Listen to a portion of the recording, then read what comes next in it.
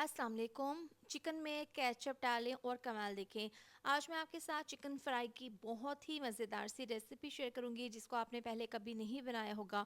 ऊपर से ये क्रिस्पी और अंदर से बहुत ही सॉफ्ट जूसी और टेंडर बनकर तैयार होगी। आपको खाकर मज़ा आ जाएगा। दावत हो या फिर हो पार्टी, इसके लिए ये बेस्ट रेसिपी है। रेसिपी को लास्ट तक ज़रूर देखें। अच्छी लगे तो फ्रेंड्स और फैमिली के साथ ज़रूर शेयर करें। तो चलिए बनाना शुरू करते हैं।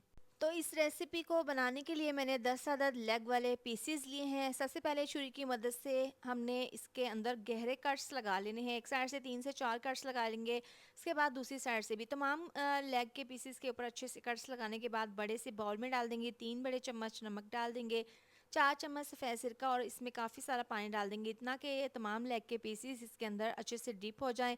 एक अदद लेमन का रस डाल देंगे। इससे क्या होगा कि चिकन बहुत ज़्यादा जूसी बनेगा जब इसको फ्राई करेंगे और चिकन का ब्लड भी ख़त्म हो जाएगा।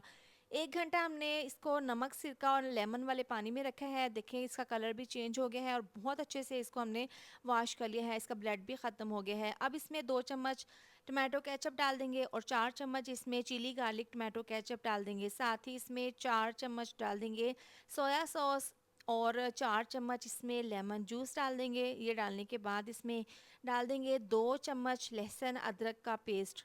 मसालों में 1 बड़ा चम्मच इसमें नमक डाल देंगे।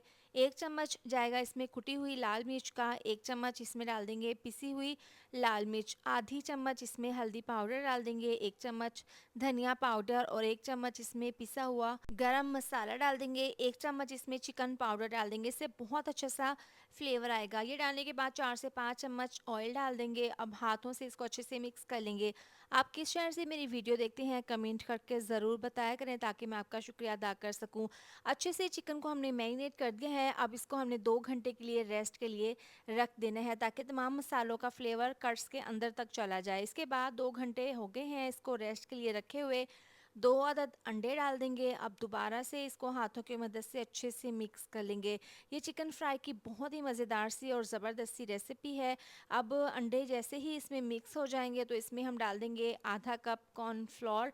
इससे ना इसकी कोटिंग बहुत ही क्रिस्पी बनकर तैयार होगी। कॉर्नफ्लोर डालने के बाद इसको अच्छे से दोबारा से मिक्स कर लेंगे और इसको दोबारा से हमने 1 घंटे के लिए रेस्ट के लिए ज़रूर रख देना है।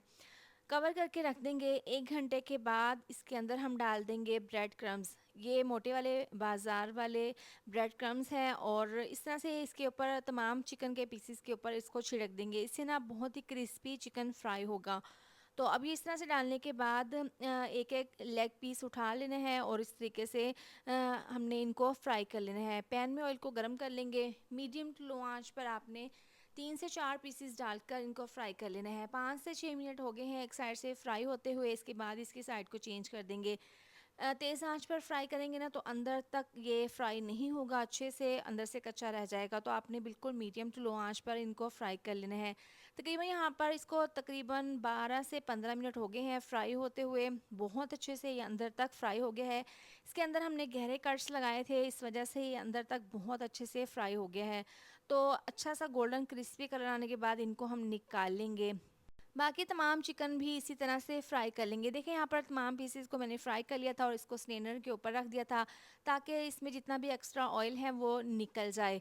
तो गर्मा गर्म बहुत ही क्रिस्पी चिकन फ्राई हमारी तैयार है, जो ऊपर से क्रिस्पी और अंदर से बहुत ज़्यादा जूसी मक्खन मलाई की तरह सॉफ्ट बनकर तैयार हुई है। ये चिकन फ्राई की बिल्कुल न्यू रेसिपी है। आप इसको दावत में बनाएं, बच्चों के लंच में बनाएं या फिर पार्टीज़ वगैरह में बनाएं।